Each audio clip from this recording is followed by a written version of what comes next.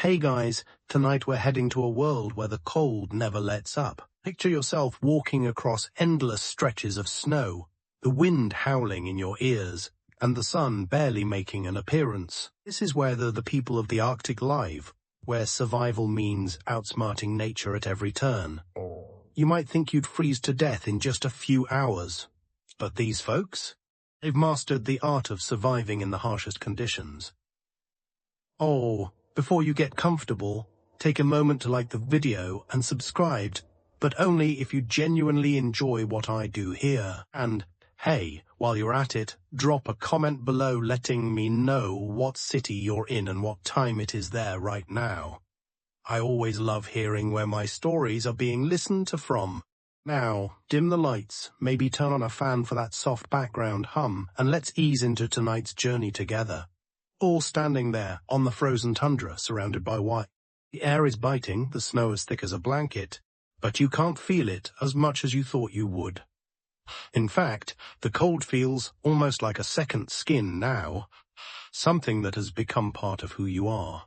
You're in the land of the Inuit, the Arctic peoples who have lived in this freezing world for thousands of years. These are the people who've learned how to make fishskin houses, master the art of survival in sub-zero temperatures, and call this barren, icy world home.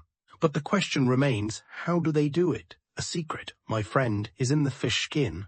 Yep, you heard me right.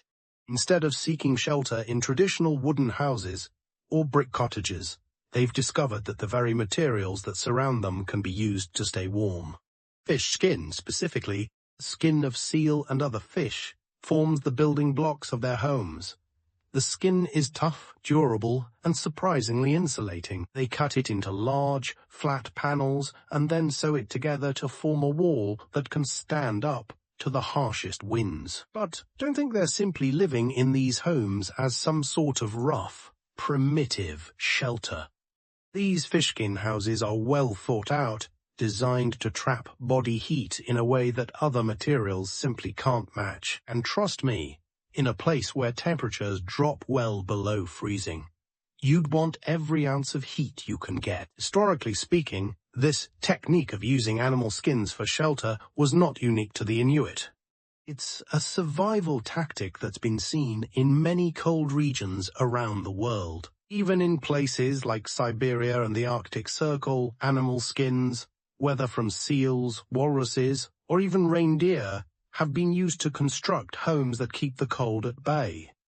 But here's a fun twist. While this survival method is incredibly effective, it also raises some interesting questions. Historians still debate whether the use of fishskin houses was a result of necessity or innovation.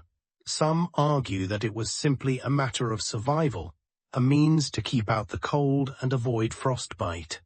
Others, however, believe it was an inventive approach, showcasing a level of resourcefulness that would impress even the most modern engineers. Speaking of frostbite, did you know that a single frostbitten toe can become infected and fall off?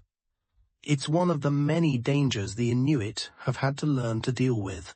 Their ability to adapt, not just in terms of shelter, but also in clothing, food preservation, and even how to treat hypothermia, is absolutely remarkable. The real question, though, is how did they survive this harsh environment day in and day out? How did they endure the cold and still manage to thrive? Well, it's all about how they approached their environment. They learned to read the land, understand the snow, and work with the very elements that made their lives so difficult. Hunting for food wasn't just a daily task, it was a lifestyle, one that required patience, skill, and a deep understanding of the world around them. In these freezing conditions, food was a luxury. It wasn't just about hunting for meat, it was about creating a balance, ensuring that each step taken, each hunt pursued, was sustainable for the future. They depended heavily on fish, seals, and even the occasional whale, but not just for the meat. They made use of every part of the animal, the skin for the houses, the bones for tools, and the blubber for warmth. Everything had a purpose. So, the next time you think about surviving in a tough environment, just remember, It's not just about making do with what you have, it's about making what you have work in ways you never thought possible. The Inuit knew this better than anyone. Hey guys, welcome back. Before we dive into tonight's chapter, if you haven't already, be sure to hit that like button and subscribe. I'm so excited to continue this journey with you. And don't forget to leave a comment about where you're tuning in from and the time. I'm genuinely curious to know. Now, let's set the stage. You're still standing on the snow-covered landscape, the horizon stretching endlessly in front of you. The wind howls like a beast, and the sky looks almost unnaturally white. But this time, something's different. You're about to enter a deeper part of this world, part where the battle for survival becomes even more intense. So, grab a warm blanket and settle in, because it's about to get real. Snow is relentless, never ceasing to fall. You're bundled up, layers upon layers of furs and thick clothing. You take one step, then another, but the wind pushes back at you with every inch you move forward. It's hard to breathe, hard to think. But somehow, the people around you seem unbothered by the cold. They've been living like this for centuries, after all. It's a cold that can freeze the very air in your lungs, but they don't just survive. It's like they've learned to embrace the harshness. Oh, how do they do it? How do they continue to live in a place where frostbite is a constant threat and temperatures can plummet as low as 40 F? You'll soon find out that it's all about adapting. The Inuit have developed some of the most ingenious survival tactics you can imagine. Let's talk food first, because, let's face it, if you're not eating, you're not going to last long in this kind of climate. They hunt and fish with incredible skill, but the process isn't as simple as it sounds. For instance, when you go fishing, you can't just throw your line into a hole in the ice and wait for a bite. No, that would be far too easy. Instead, you'll have to carefully carve an opening in the ice, something that can take hours in freezing temperatures, just to get to the fish beneath the surface. And once you catch your fish, the work isn't over. You'll need to preserve it immediately, or it'll spoil faster than you can blink into the frigid air. As a cool fact, the Inuit have a secret weapon when it comes to preserving food. Fermented fish. Yep, it sounds strange, but it's been a lifesaver for generations. The process involves letting the fish ferment in the cold for a while, turning it into something almost like a fermented delicacy. Hunting. It's rich in nutrients and lasts much longer than fresh fish, which is crucial in a place where food can be scarce for months on end. But that's not all. Hunting is just as challenging. The seals and whales they hunt don't just give them meat. They provide everything from bones for tools to blubber for fuel. The Inuit are master hunters, but it's not just about having a sharp eye or a steady hand. It's about knowing the land and the animals better than anyone else. They can track a seal across miles of ice, and they know exactly when and where to strike to ensure they don't waste a single part of the animal. Speaking of seals, did you know that seal hunting is as much about strategy as it is about strength? A single seal hunt can take hours, maybe even days. Hunters use kayaks, carving through the icy water, silently stalking their prey. When the moment comes, they must strike with precision. Otherwise, they risk losing their quarry and having to start over. The hunt is just one part of the equation, though. The real skill lies in how the Inuit use every part of what they catch. The bones, the fat, the blubber. They don't let a single part go to waste. The fat, for example, is crucial for warmth. They render it down into oil and use it in lamps for light and heat. Imagine having a little oil lamp to light your way through the darkest winters, when the sun barely rises for months. That little light is more than just a convenience, it's a lifeline. But here's a twist for you. Historians and anthropologists still argue about whether this hunting and gathering strategy was purely a product of necessity, or whether it was part of a larger cultural belief. Some experts say that the Inuit believed that the animals they hunted had a spirit, and they had to respect the animal sacrifice in order to survive. Others believe it was more pragmatic, a matter of pure survival. Whatever the reason, one thing is for sure: Inuit culture revolves around respect for nature and the animals they depend on.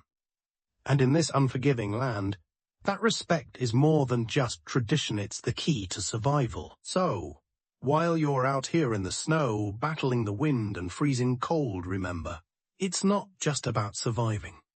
It's about respecting the land, the animals, and the harsh reality of the world you've stepped into. Hey guys, welcome back. It's great to see so many of you still here, journeying with me through this frozen world. Don't forget to like and subscribe if you're enjoying the story so far. And, as always, leave a comment about your city and the time there. I love hearing where you're from and what time of day it is while you're listening to this. Right, let's get into it. You're still out there on the ice, feeling like the cold is slowly taking over your every sense, but somehow you're also beginning to feel something else, an understanding of just how the people here manage to not just survive, but thrive in this harsh land. So, let's talk about something that will make you look at this landscape in a whole new way. Imagine yourself now walking through one of the fishskin houses you've seen earlier. You duck your head as you enter, the low ceiling making it feel like you're stepping into a cozy den. The walls are made of layers upon layers of fish skin, sewn together with painstaking care. As you step inside, the temperature feels a little warmer, a small oasis in the middle of the frozen tundra. The thick fish skin walls trap warmth inside, keeping the cold from penetrating. The air smells faintly of salt water and fish, nothing unpleasant, just part of this world. But let's take a step back. How do these homes work? Why fish skin? Sure, you could say it's a matter of survival, but there's a bit more to it than that.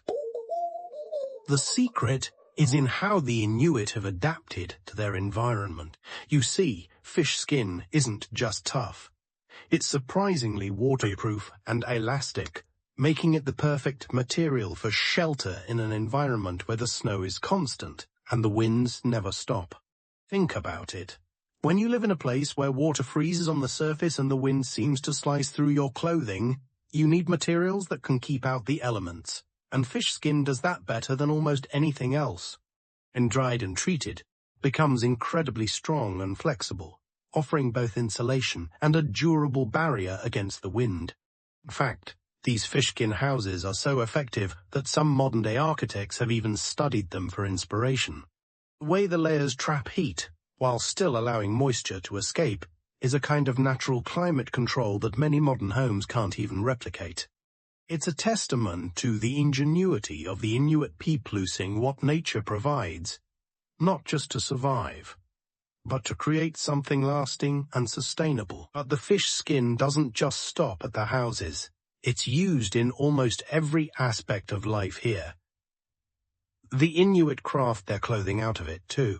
Soft, yet durable material is ideal for parkas and boots, and its ability to retain heat even in the coldest conditions is unparalleled. They've been perfecting this craft for centuries, learning how to work with the natural environment in ways that most people today would find almost impossible.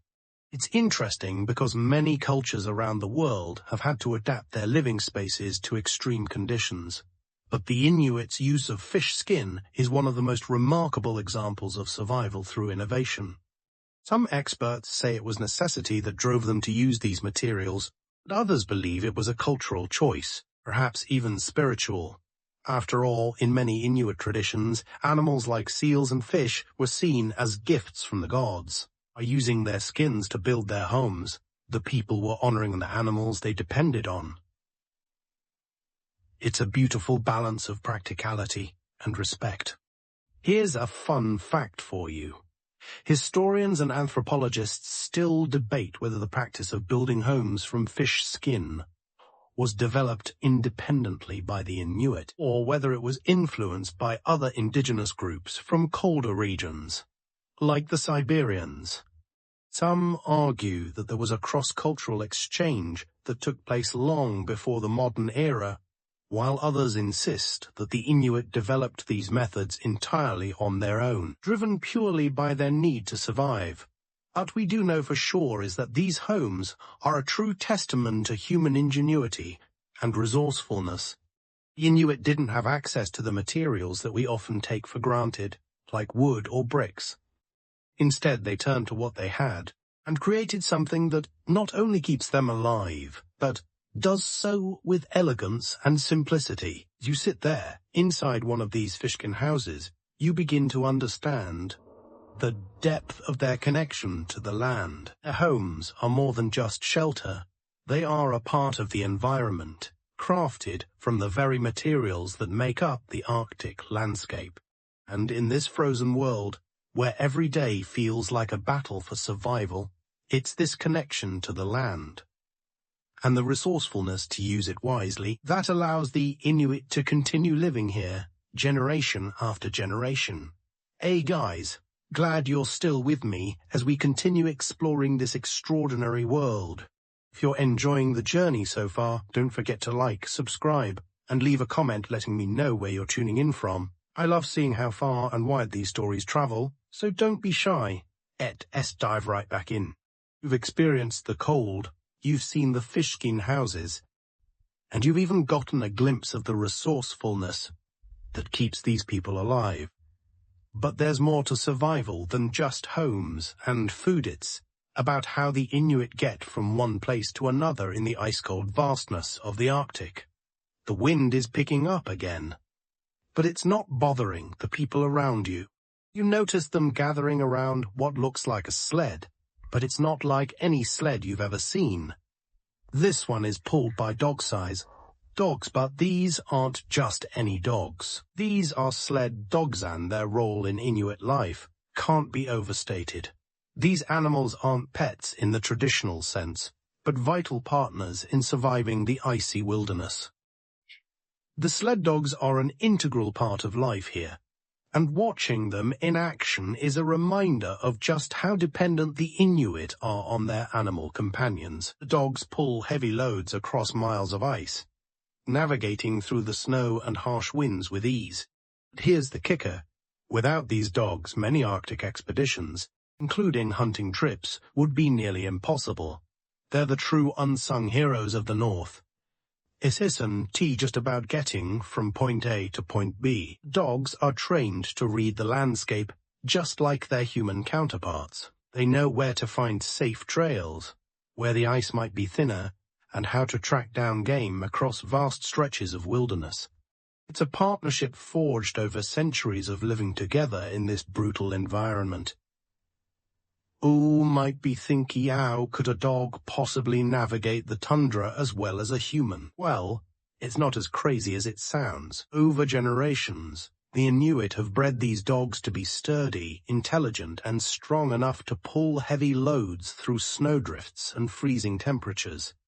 They don't just pull sleds. They help the Inuit maintain their way of life, ensuring that food and supplies are moved safely from one place to another, even in the harshest conditions.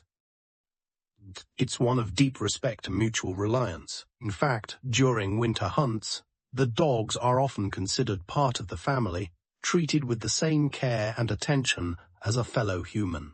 What's really fascinating is that even modern-day Arctic communities still use sled dogs for many practical tasks. While some have transitioned to snowmobiles, the traditional sled dog teams are still seen as more reliable and capable of traveling longer distances, especially when technology fails or the snowmobiles break down. But here's a little-known fact. Despite the vital role these sled dogs play, the Inuit don't always have a cozy, comfortable relationship with them. In fact, they sometimes use the dogs for food, especially during tough winters when other resources are scarce. In those times, sled dogs can become a valuable food source, ensuring that the community has enough to survive. Historians and anthropologists still debate how the Inuit came to rely on sled dogs as much as they do. Some believe it was a natural evolution of life in the Arctic after all.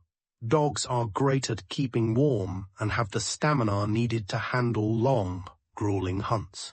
Others speculate that the practice of using dogs may have been influenced by neighboring Siberian cultures, where sled dogs have a similarly important role. Regardless of the origins, what's undeniable is the bond between the Inuit and their sled dogs. These dogs are more than just working animals. They're part of the Inuit survival strategy, an integral piece of their life in one of the harshest environments on Earth. And without them, well, life would be a whole lot harder. As you continue your journey through the Arctic, you start to realize something. This world, as brutal and unforgiving as it is, isn't just about surviving. It's about how every element of the environment is intertwined, how the people here have learned to use what they have and respect everything around them. The Inuit aren't just living. They're thriving, and they're doing it by adapting in ways most of us could never even imagine. Hey guys, I'm so glad you're still with me on this incredible journey through the Arctic. If you've been enjoying the story so far, make sure to hit that like button and subscribe. And of course, leave a comment, let me know what you're thinking and where you're listening from. Now, let's continue. You've already seen how the Inuit adapt to the freezing conditions, from their fishskin homes to their incredible sled dogs. But now, we're about to take a deeper dive into how they get their food in this unforgiving land. You've been traveling for what feels like days, the snow never ending, the cold numbing your fingertips. But just as you start to think about heading back to shelter, you see something movement in the distance.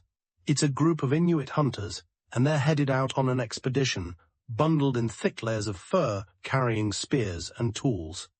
The scent of salt water and fish fills the air, and you realize you're witnessing one of the most vital aspects of Inuit life. Hunting. Hunting isn't just a hobby here. It's a way of life. The Inuit don't just hunt for food. They hunt for survival. The animals they catch provide everything.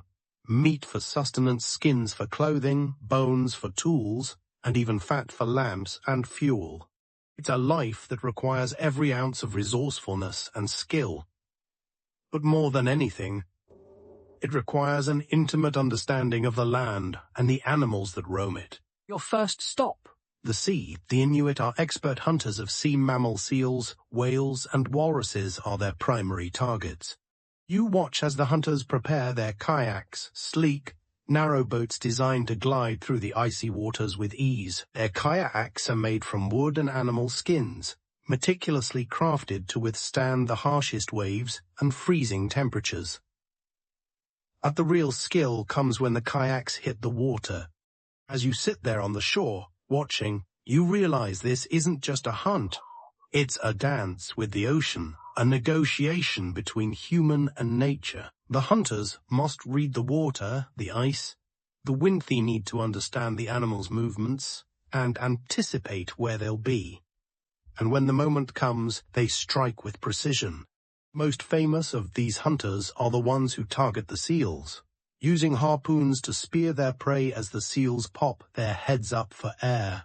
It's a quiet but deadly battle, one that requires a deep understanding of timing and patience. The seals are fast, and they are clever. Hunters must outsmart them, not just with skill, but with strategy. Here's an interesting tidbit. Historians have found evidence of ancient hunting techniques used by the Inuit that involve complex tracking systems. The hunters would mark certain spots along their hunting routes, allowing them to predict where animals would be based on patterns of migration. It's a system that shows just how much thought went into every single hunt. Art hunting isn't just about chasing after prey. It's a deeply spiritual practice for the Inuit. The animals they hunt aren't seen as mere resources. They're considered sacred, gifts from the gods. Before a hunt, many Inuit perform rituals, offering prayers or making symbolic gestures to honor the spirits of the animals they intend to kill. This respect for the animals is essential to their way of life. Without it, they believe the animals will no longer provide for them. In fact, there's an ancient belief that the soul of the animal is transferred to the hunter when it is killed. The hunter must treat the animal with utmost respect, ensuring that no part of it goes to waste. If the hunter fails to show respect, it's said that the spirit of the animal will haunt the community, bringing bad luck and misfortune. It's also interesting to note that while hunting is a necessary skill, it's a dangerous one. The waters are cold enough to numb the fingers, and the seals are fast enough to evade capture. But there's something in the Inuits' nature that makes them fearless in the face of danger. They understand that every hunt could be their last, yet they don't hesitate. In this land, hesitation could be the difference between life and death. Now, here's the twist. As much as the Inuit are masters of hunting, they're also incredibly skilled at preserving food. After the hunt, the meat is carefully stored, often frozen for months. The Inuit have learned how to create dried and smoked fish, which can last long after the hunting season ends. This preservation allows them to survive through the dark winter months when hunting is impossible. Anthropologists argue that the Inuits' ability to preserve food for such long periods might be one of the keys to their survival. They didn't just hunt the ensured that their food would last through the long, cold months when the sun never fully rises, and the land is buried beneath feet of snow. As you sit there watching the hunters return with their catch, the cold wind starts to bite at your cheeks again, reminding you of how challenging this world truly is. But in the same breath, you realize that for the Inuit, this harsh land isn't just a challenge, it's home. And they've learned to live here, not just by adapting to it, but by becoming one with it. Hey guys. Welcome back to another chapter of this incredible journey through the Arctic. If you're still enjoying this wild ride, be sure to like, subscribe, and leave a comment about where you're tuning in from. It's always great to see how far-reaching these stories can go. Let's jump back into it. So far, you've experienced the ingenuity of the Inuit, how they live, how they hunt, and how they survive. But now, let's take a step deeper into their world. We've already seen the harsh conditions of the Arctic. What you're about to discover is the true foundation of Inuit culture. Their belief system. Their wind picks up as you follow a group of Inuit into a small, intimate shelter. Inside, it's much warmer than outside, the fishskin walls holding in the heat from a small lamp burning seal fat. As you sit in the dim light, the mood shifts. It's no longer just about survival. It's about something far deeper. We're about to witness the profound spiritual connection these people have with the land, the animals, and the very forces of nature that shape their lives. The Inuit view the world around them as alive with spirits, forces, and energies that need to be respected. Their relationship with nature is not one of domination, but of harmony. In fact, the Inuit are animists, meaning they believe that everything around them, from the animals to the winds, to the very land itself, has a spirit. As you sit there, listening, you hear one of the elders begin to speak in a low, reverent tone. The conversation isn't just about survival tactics or how to catch the next seal. No, the discussion is deeper. The elder speaks of spirits of the sea, the sky, and the animals they hunt. These spirits, they say, watch over them. They guide their hunts, protect their homes, and shape their destinies. But it's not all just prayer and reverence. The Inuit believe in maintaining a balance between the physical and spiritual worlds. Their rituals, whether it's a hunt or a dance, are designed to ensure that this balance is kept intact. They don't just go out and kill an animal for food. They do so with respect, with thanks, and with rituals that honor the life of the animal. You can't help but notice how deeply intertwined this spiritual world is with everyday survival. The animals they hunt are not just food sources, they're sacred beings. The Inuit believe that if they don't show proper respect to the spirits of the animals, they will be punished. This belief creates a sense of responsibility, a moral code that dictates how we interact with the world. Here's an interesting tidbit. One of the rituals involves the spirit catcher's maul, intricately woven nets or dolls that are believed to catch the spirits of the animals they hunt. These spirit catchers are placed in a special spot in the hunter's home as a way of keeping the spirit of the animal close, ensuring that the spirit doesn't wander or get lost. Some even say that these spirit catchers can bring good fortune to the hunter, guiding them to a successful hunt. This spiritual connection goes beyond just the hunt. The Inuit also believe that the weather is influenced by the spirits.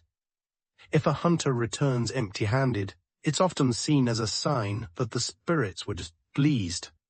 This connection between the spiritual world and the physical world isn't just about appeasing gods, it's a fundamental part of how the Inuit see themselves within the greater ecosystem. And this spiritual life isn't limited to just the elders or the shamans. It's a belief shared by every member of the community. Children are taught from a young age that they are not separate from nature, but a part of it. Their actions, their respect for the land, and the way they treat the animals they depend on will impact the balance between the physical and spiritual realms. This leads to an interesting cultural paradox. While the Inuit live in one of the harshest environments on Earth, their belief system encourages them to be caretakers of that environment. They are taught to live in balance with nature, not exploit it. In fact, some Inuit communities even have rules about how many animals can be hunted at a time, ensuring that the animals' populations remain stable for future generations. It's a sustainable approach to living in a world where survival is anything but guaranteed. You can't help but be struck by how different this is from how many of us live today. In a world where we often view nature as something to be conquered, the Inuits' reverence for the environment and its spirits feels like a powerful reminder of what it means to live in harmony with the world around you. Now, this isn't to say that their beliefs don't come without controversy. Historians and anthropologists often debate whether these spiritual beliefs are purely cultural, or if they also served practical purposes in the harsh environment. Some argue that rituals and taboos surrounding hunting were designed to ensure that the Inuit didn't overhunt, while others believe that the spiritual beliefs were simply a way of coping with the constant struggle for survival. Regardless of the origins, one thing is clear. These beliefs are deeply embedded in every aspect of Inuit life, from the way they hunt to the way they raise their children, to how they interact with the world around them. Spiritual connection to the land is at the heart of everything they do. As you sit there, enveloped in the warmth of the Fiskin house, you realize that the Inuit strength doesn't come just from their physical ability to endure the harsh environment. It comes from their understanding of the world and their place within it, a place of respect, balance, and harmony with the spirits of the land. Hey guys, welcome back. If you've been enjoying this deep dive into the Arctic world of the Inuit, don't forget to like, subscribe, and drop a comment telling me where you're listening from and what time it is in your part of the world. It's always great hearing from you. Let's pick up where we left off. You've already learned about the Inuits' ingenious survival skills, their spiritual beliefs, and their deep connection to the land and animals. But there's something else that's key to understanding their way of life, the structure of their society. You're sitting in one of the homes now, the warmth from the seal-fat lamp flickering in the corner. The atmosphere is different today. Instead of the elders speaking in quiet reverence, there's a lively conversation happening. As people prepare for the next hunt, everyone plays a role here, and you start to realize how the Inuit's social structure is built around cooperation and mutual support. Inuit society is not based on a hierarchy like many modern cultures. Instead, it's built on the idea of shared responsibility and equality. The roles within the community are fluid, based on each person's skills and contributions, and everyone, from the youngest child to the eldest elder, plays an important part. This sense of equality is essential to their survival. For example, hunting and gathering are communal efforts. When a hunter goes out on a trip, he doesn't go alone. The whole group helps to prepare, follow, and support the hunter. The success of the hunt is not just the responsibility of the individual hunter, but of the entire community. His communal mindset is also evident in the way resources are shared. When the hunt is successful and a whale or seal is caught, it's not just the hunter who benefits. The meat is shared with everyone in the group, regardless of who actually made the kill. It's about ensuring that no one goes hungry and that everyone contributes in some way. In fact, the Inuits' sharing practices go beyond just food. Everything in the community is shared. Tools, clothing, and even shelter. There's a strong sense of interdependence. This means that when times are tough, when the weather is particularly brutal or food is scarce, the community pulls together, help each other out. Here's something that might surprise you. There is no formal leadership system in most traditional Inuit groups. Instead, authority is distributed and earned based on respect and knowledge. Elders are highly respected for their wisdom and experience, but they don't rule the community in the way we might expect. Leadership is more about guidance, support, and making decisions based on the needs of the group. At Dossa we mean there's no structure, though, within the Inuit community. There's a high degree of respect for certain roles. For example, the hunters are greatly revered, but so are the elders who guide the young people. The women, too, hold significant roles in Inuit society, particularly in the care of children and the preparation of food. They are the ones who prepare the seal blubber, make the clothing, and ensure that the household runs smoothly. It's interesting to note that, unlike many societies where gender roles can be rigid, the Inuit people have a much more flexible approach. While the men traditionally take on hunting and fishing, women are equally responsible for the survival of the family. Women often take charge of things like cooking, clothing preparation, and making sure that food is properly stored for the long winters. There's no sense of competition between the genders. Rather, there's a harmonious balance. What's fascinating is that this social structure isn't just about survival. It's also a way of maintaining mental and emotional balance within the community. In the Arctic, where isolation and harsh conditions can easily lead to despair, having a tight-knit, supportive society is essential. Everyone knows that they rely on one another to survive, and this understanding shapes their interactions. Inuit society also values the importance of storytelling. At night, around the fire, stories are shared tales of past hunts, of ancestors, and of the spirits that guide them. These stories aren't just entertainment. They're a way of passing down important knowledge. Children grow up hearing these stories, learning the lessons of survival and respect for nature from a young age. In a way, these stories also serve as a kind of social glue. They remind the community of their shared history, their shared struggles, and the values that hold them together. They reinforce the importance of cooperation, respect, and balance. As you sit there listening to one of the elders, recounting a story of a great hunt, you begin to realize that the Inuit don't just live in the Arctic.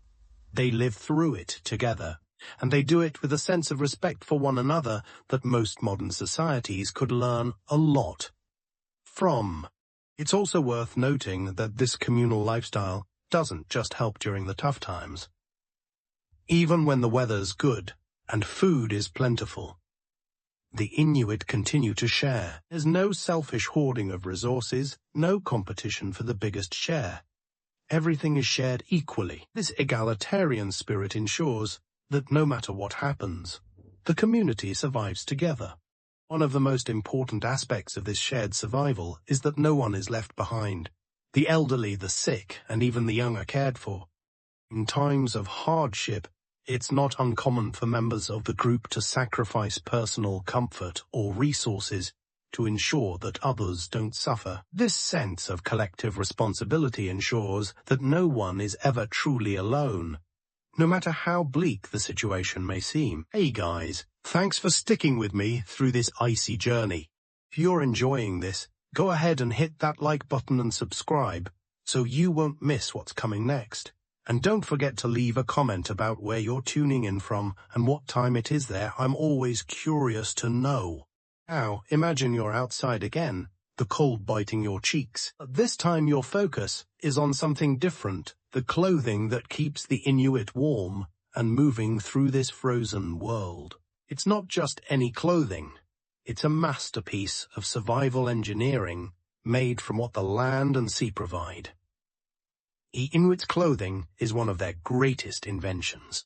You might think thick, bulky coats are the best way to survive in the Arctic, but the truth is their clothing is surprisingly light and incredibly effective at insulating. The secret? Animal skins and furs, especially from seals, caribou, and polar bears. You watch as someone carefully crafts a parka from layers of caribou hide. The fur faces inward, trapping body heat, while the outer layer repels wind and moisture. It's a natural way to keep warm, designed perfectly for the freezing temperatures. One of the coolest things about Inuit clothing is how they use multiple layer. They create inner and outer parkas paired with waterproof pants made from seal intestines. Yes, seal intestines, when properly cleaned and dried, they become thin, translucent, and surprisingly waterproof, ideal for kayaking or fishing. Imagine yourself slipping into waterproof pants made from seal intestines. It sounds unusual, but it's both practical and ingenious. These pants keep water out while allowing breathability, which is critical to avoid sweat freezing inside your clothes, a real danger in sub-zero weather. And the boots or kamiks are another marvel. Made from sealskin lined with fur, they are soft, warm, and waterproof. The soles are designed to grip icy surfaces, helping you keep your footing on slippery snow and ice. What's fascinating is that the Inuit have been refining this clothing technology for thousands of years. It's not just about protection but also mobility. Heavy clothing would slow you down and make hunting or traveling more difficult. Their clothes are lightweight and flexible, allowing freedom of movement in the coldest environments. Now, here's a cool fact. The sewing techniques the Inuit use are incredibly intricate. They use sinew animal tendons as thread, which is stronger than modern synthetic threads, and the stitching is so tight and precise that it prevents wind and moisture from penetrating. Historians and anthropologists have debated how these clothing techniques evolved. Some argue that the Inuit learned from neighboring groups, while others believe the techniques were developed entirely independently. Regardless, their clothing is an outstanding example of human adaptation. Also worth mentioning that some clothing items were made specifically for different purposes. For example, specialized hunting parkas have hoods designed to reduce wind exposure without blocking the hunter's peripheral vision. Even small details like the shape and length of mittens are carefully thought out to balance warmth and dexterity. Interestingly, the traditional clothing is often decorated with symbolic designs which can indicate family lineage or spiritual beliefs. These patterns aren't just aesthetic. They carry cultural significance and express identity. There's a practical side too. The clothing must be constantly maintained. Sealskin needs regular scraping and cleaning to stay waterproof. This daily care is part of the lifestyle, ensuring the clothing performs well through the harsh seasons. And remember, the Inuit clothing system isn't just about personal protection. It's also a reflection of their deep knowledge of their environment and animals. They rely on every part of the animal, showing a respect for nature that's deeply ingrained in their culture. So next time you put on your winter coat, think about the centuries of innovation and respect for nature behind these incredible Inuit garments. It's a perfect blend of function, culture, and survival, a true Arctic masterpiece. Hey guys, welcome back! If you've been enjoying this Arctic adventure so far, don't forget to like, subscribe, and drop a comment telling me where you're listening from and what time it is. I love connecting with all of you from around the world. Step outside again into the shimmering, snow-covered landscape. The ice crunches under your feet and the cold air stings your face. Transportation beyond sled dogs and kayaks. That's right, the ingenious ways the Inuit navigate their frozen world. Watch as a group prepares for a long journey across the ice. It's not a quick trip. They will travel for days, crossing frozen seas and glaciers. To survive this, they rely on specialized tools, the most important being the komutik, the traditional Inuit sled. These sleds are simple yet incredibly effective, made from wood, often driftwood or whalebone, and lashed together with sinew. They glide smoothly over snow and ice. Their lightweight design makes them easy to pull whether by dogs or humans. Trysting lamutics are often built for specific terrains. For example, some have higher runners designed to clear soft snow, while others are flatter for hard-packed ice. The Inuit know their environment so well that every detail of their sled design reflects the landscape. Another key tool is the snow goggle, made from bone or wood. These goggles have narrow slits that reduce glare from the sun reflecting off the snow, protecting the eyes from snow blindness, a real danger in the Arctic's bright winter months. Imagine yourself putting on a pair of these snow goggles. They don't look like the high-tech gear we have today, but they do the job perfectly. These tiny slits limit the amount of light entering the eyes, preventing damage while still allowing you to see. You'll be surprised to learn that the design of these goggles has barely changed for centuries. It's a testament to how well the Inuit understood their environment and developed practical solutions long before modern technology. Traveling across the ice also requires careful planning. You have to know where the ice is safe to walk on, and where it might be dangerously thin. Inuit hunters and travelers have developed an intuitive sense for reading the ice, listening to the sounds it makes, watching the color and texture, and testing it with tools. This knowledge is passed down through generations, a kind of oral map that's as important as any written chart. Some experts suggest this is one of the oldest forms of environmental education in the world. It's a fascinating fact the Inuit also use ice picks or harpoons, not just for hunting but also for testing the ice. Before crossing, they carefully probe the thickness and strength of the ice, ensuring it will hold their weight. And even with all this knowledge, traveling on the ice is risky. The weather can change in minutes, turning a safe path into a trap. Sudden snowstorms can erase tracks and landmarks, making it easy to get lost. And this is where the Inuit's deep connection to the environment truly shines. They understand the subtle cues of the land, the way the wind shifts, the patterns of snowdrifts, the behavior of animals. All these signs guide their travel. One academic debate still going on is how the Inuit managed long-distance travel before the introduction of sled dogs. Some believe they traveled mainly by foot, using snowshoes to move efficiently on snow. Others argue that early forms of sleds or kayaks played a bigger role than we realize. Regardless, what is clear is that travel in this harsh environment requires not just physical endurance but mental resilience and a deep knowledge of the landscape.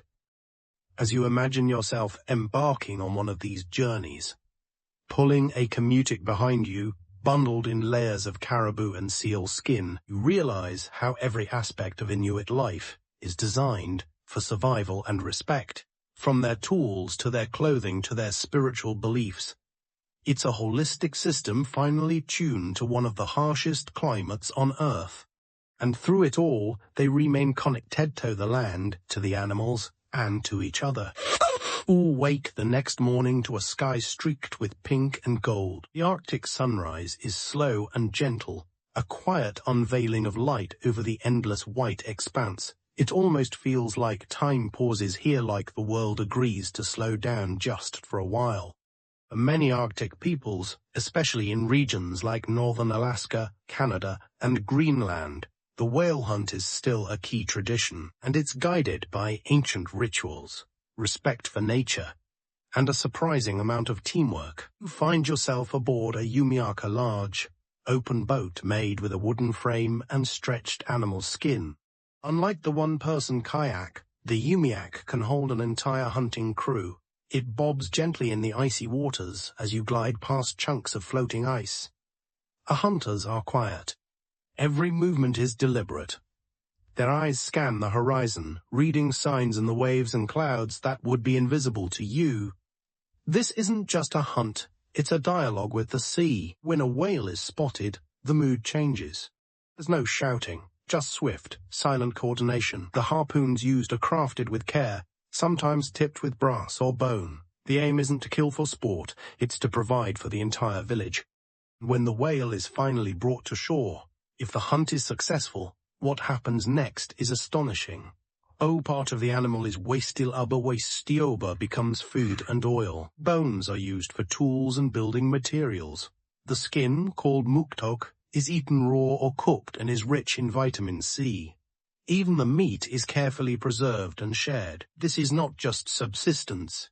It's a cultural event, a celebration, a moment of unity. Women begin preparing communal meals, tell stories of past hunts. Children listen with deed, some pretending to throw harpoons themselves. It's a day remembered in songs and stories that will be passed down long after the meat is gone. There's an important lesson here, one that echoes across many indigenous traditions. You don't take from nature without giving something back. If all the hane might be quiet rituals, offerings to the sea spirit, or whispered prayers thanking the whale for its life, these aren't empty customs. They are reminders that survival in the Arctic isn't about domination.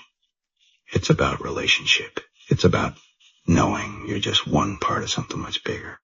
In fact, some researchers believe these whale-based societies were among the most sustainably balanced food systems in history. They maintained equilibrium with their environment, not through technology, but through wisdom passed down over thousands of years.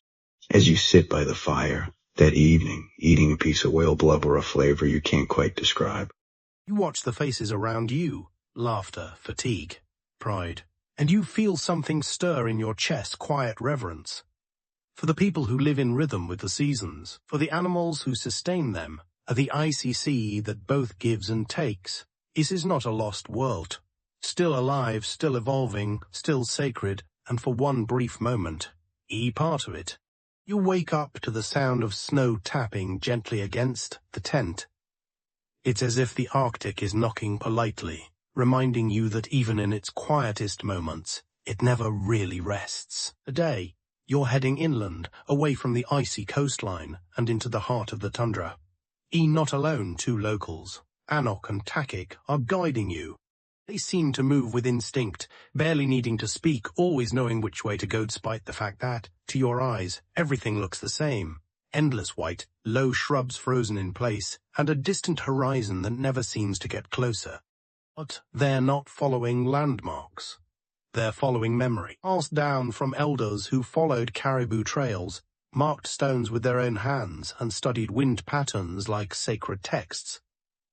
Our destination is an ancient gathering site, place where our Arctic tribes once met during the short summers, when the ice melted and rivers opened up. It was like a marketplace, a social center, a ceremonial ground all in one. People came to trade seal oil for obsidian, stories for songs, marriages for alliances. Along the way, you stop by a stone formation that looks oddly deliberate, stacked slabs of rock balanced carefully. It's called an inuksuk. Inuksuk were the signposts of the Arctic, built by Inuit travelers long before GPS was even a concept. Some marked good hunting grounds.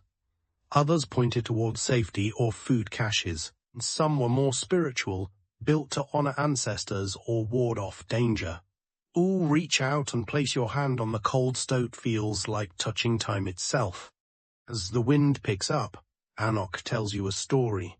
As about a young girl who turned into a seal to escape a cruel world. When she dove into the sea, her fingertips became whales, her limbs became walruses, and her tears became the icy rivers that flow every spring. Not just a myth, it's a lesson. In the Arctic, everything transforms. Survival requires Dud's joy. Oda's grief. Finally arrive at the old gathering site. Not much left, just a few carved stones, the remains of fire pits, and bones half buried in snow. But Anok kneels down and places a small carved figurine near the stones. It's shaped like a bird, wings outstretched. Askwi shrugs and says softly, "'Cause someone will come again." The Arctic doesn't forget its visitors, even if centuries pass between there. That night, Ed, you lie awake in your tent, the stars winking through the cold air like distant lanterns. The silence is different now. It's not empty. It's full of echoes. You start to understand something that has no word in your language. Something that lives between stories and snow. Between memory and myth. And though you can't quite explain it, you feel it in your bones. You're not lost. You're being remembered. The morning sun spills weak light across the tundra, but even that feels like a small miracle. You stretch inside your sealskin sleeping bag, hearing the fabric creak slightly with the cold, and unzip the flap just enough to breathe in air so crisp it stings your lungs. Today, Anok tells you you'll be learning how to build a fishkin shelter from scratch. Not the decorative version you first saw in the village, stitched carefully over wooden frames and softened with weeks of oiling. This will be the rough kind, the emergency kind, the kind built in the wild when time is short and weather unforgiving. Trudge toward the frozen river banks where dried skins from last season have been stashed under stone. Anok pulls them out long, translucent sheets that shimmer faintly like old parchment. Expected them to be Brite Aran, tea. Centuries of tradition taught this technique well. Remove the scales, soak the skin in urine or fermented fish to break down fibers, then stretch and smoke it. The result? Something between leather and cloth, lightweight, waterproof, nearly unbreakable. Akik shows you how to lace several skins together, using sinew thread. The needles are carved bone, polished smooth and surprisingly sharp. Try stitching two skins, but your fingers fumble. The cold doesn't help. Apologinok just laughs. "The skins know you, Renu," she says. A light filters through them, painting the interior with a ghostly silver glow. Crawl inside suddenly. Understand the quiet magic of E. You're wrapped in something that once swam through the sea, that once flicked its tail through icy currents. Now it shields you from snow. A line between body and shelter dissolve. Outside, Takik builds a small fire from dried moss and fish oil. The flames dance low but strong. You all sit in a semicircle, sharing dried Arctic char and fermented berries. No one speaks for a while. The wind howls in the distance, but here it feels far away. Anok offers you a bit of advice. She says the land will never shout at you. If you want to learn something, you must learn to whisper. Write that down. Later that night, you lie inside your fish skin shelter and listen to the creaking sounds of cold wood, the occasional gust of wind brushing against the skins like a passing spirit. Walls glow faintly with moonlight, like you're sleeping inside a lantern made from memory. Think about all the modern tools and equipment people carry into the wilderness these days: carbon poles, thermal liners, smart fabrics. And yet none of them feel this alive. None of them breathe like this. Or hands are still sore from the stitch, yet your heart feels steady. Like the land finally said something back. Wake up to the soft tapping of something on the outside of your shelter. Not rain too cold for that. It's the sound of snow, dry and crystalline, brushing against the fishkin walls like a gentle broom. Shelter held up overnight. No leaks, no cold gusts, no collapses. A small victory, but a sweet one. Not greets you with a nod and a cup of warm broth made from seaweed and fish bone. It smells odd, but tastes like comfort. Today's lesson is a little less about survival and more about philosophy. Or at least their version of it. You need to meet the old man, Anok says. You assume she means an elder, maybe a village shaman or historian, but instead she leads you out past the village, across a ridge, to a strange, lopsided hill that looks suspiciously like a mound of debris. The old man is not a mat, it's a house made of bones. Hundreds of years, Agnok explains. A hunter was trapped during a storm. He had no tools, no shelter, only the carcass of a whale he just harpooned. So he carved out the body, stretched fish skins over the ribs, and survived inside it for weeks. When the storm ended, he didn't return to the village. Instead, he stayed. Built his life there, tended the grave of the whale that saved him. Over time, others came. They called the place Amaktuk, the one who stayed with the sea. Step inside the bone house. It creaks slightly, but stands firm. Whale vertebrae form benches. A narwhal tusk is mounted like a lantern hook. Even the floor is layered with stitched hides and softened bark. Has no electricity, no insulation, just memory. Knock watches your face as you take it all in. You think we're primitive, she says, not as a question, not accusing. Just naming a thought she knows you've had. Try to protest, she waves it off. Think we are behind, she says. But what if we're just not in a rush? You don't have an answer. A2 help her clean the area around the bone house there. No ceremony, no offerings, just brushing snow off the whale bones. Checking for damage, replacing a worn strip of skin along one corner. It's not about worship, she explains. It's about gratitude. Nod, but your mind is spinning. The idea that architecture could be not just functional or beautiful, but also grateful, that a shelter could hold a relationship, not just a body. At night, you sit by the fire and stare at the stars. The fishkin shelter behind you glows faintly in the moonlight. Bone house is silent on the hill. You'll realize you've stopped checking your phone for messages. You've stopped trying to measure time in hours. You've started listening more, speaking less. You're not trying to become one of them. You know that's not the point. But you are learning how to see, and that might be enough. Days are getting longer. The light stretches over the horizon like melted gold, and for the first time, you understand what they meant when they said the sun doesn't just rise here, it lingers, it hovers undecided, like a guest who doesn't want to leave the party. Shadows stretch in odd directions, and time loses its grip on your schedule. Knock hands you a bundle wrapped in fish skin. Inside are thin sheets of carved driftwood, each one covered in etching symbols, spirals, dots, and animals. It's a story, she says, told without words. A kind of Arctic comic book, passed down over generations. You tilt one of the panels toward the light, trying to read it like a puzzle. This was about Seddon, she explains, the sea mother. She lives at the bottom of the ocean, and she decides if you eat or starve. Story is strange and brutal. Seddon's fingers were chopped off by her own father as she clung to the side of a kayak. Each finger became a sea creaturesial walrus, wayland from her suffering the world was fed. Glance at Anawat. It's not a happy story, she shrugs. Happiness is at the goal. You think of your childhood stories, sanitized and cheerful, scrubbed of fear. But this tale is raw and cold and ancient. It fits here like the wind, like the snow. Later, you walk to the edge of the ice field with two boys from the village. They're dragging what looks like a glider made of bones and seal hide. Kite hunting, they explain. Raise an eyebrow, they laugh. Use the glider to spot cracks in the sea ice spaces where seals might surface or where danger lies, hidden under a thin crust.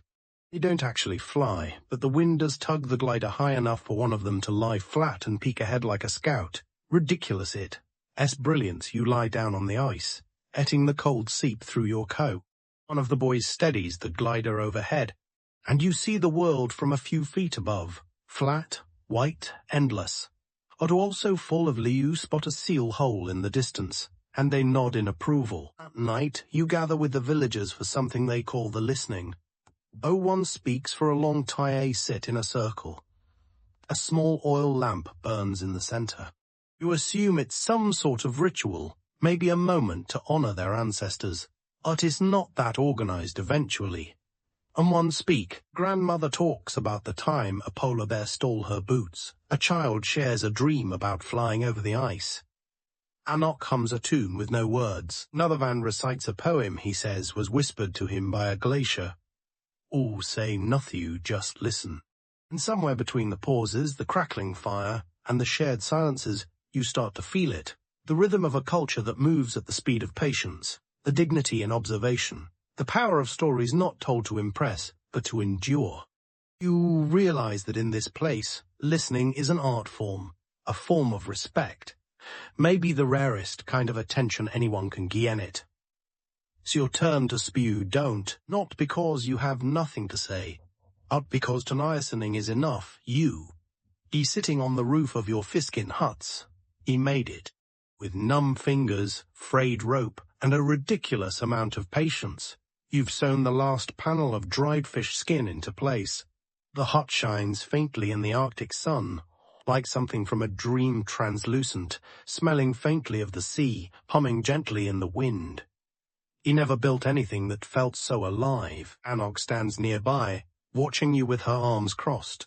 He doesn't smile, not exactly, but her eyebrows rise a little, like she's impressed, maybe. Will we last forever, she says. You nod. Either will it gets a laugh out of her, a quiet of one, steer.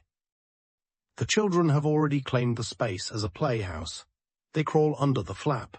Touching the stitched seems like they're exploring a magic cave. One of them calls it the jellyfish house. You don't correct them, because in a way, rewrite the walls glow when sunlight hits them. The wind makes them ripple like something breathing. And you sit inside. The world outside blurs like memory, like water. All spend your last evening with Anok and the elders around a low fire smells of smoked fish and sweetgrass. They pass you a carved spoon and a bowl of something hot. You don't ask what's in it anymore. You just eat. You've learned to trust their cooking and to respect their silences. At one point someone asks if you'll return. Upopun halfway to your mouth you want to say yes, or want to say all the way up that. It's not how this place works. Maybe you reply. Knock noddy docent, he asks for more. Before you leave, she places something in your hand, a piece of carved bone, small and smooth, shaped like a house, or maybe a boat. Or maybe both. For remembering, she says, you pocket it carefully. The sled dogs bark as they prepare for the return trip. The wind rises, brushing against your face like a whisper, and then you moving again, gliding over the ice. You don't look back, not because you're in a rush, but because you've learned something important. Looking back can make you miss what's right in front of you. Line from Anok drifts through your mind. Happiness is the goal. You finally understand what she meant. What matters is belong your ownership. What permanent and not connection. You didn't come here to change anything. You came to be changed. Horizon stretches out, wide and white. Lean back into the sled and close your eye. A fishkin house will crumble someday. A ice will melt and freeze again. Stories will be told and forgotten and told again. But from this brief moment of stillness you feel complete. Just a traveler wrapped in silence, carrying a piece of the Arctic in your chest, and that is enough.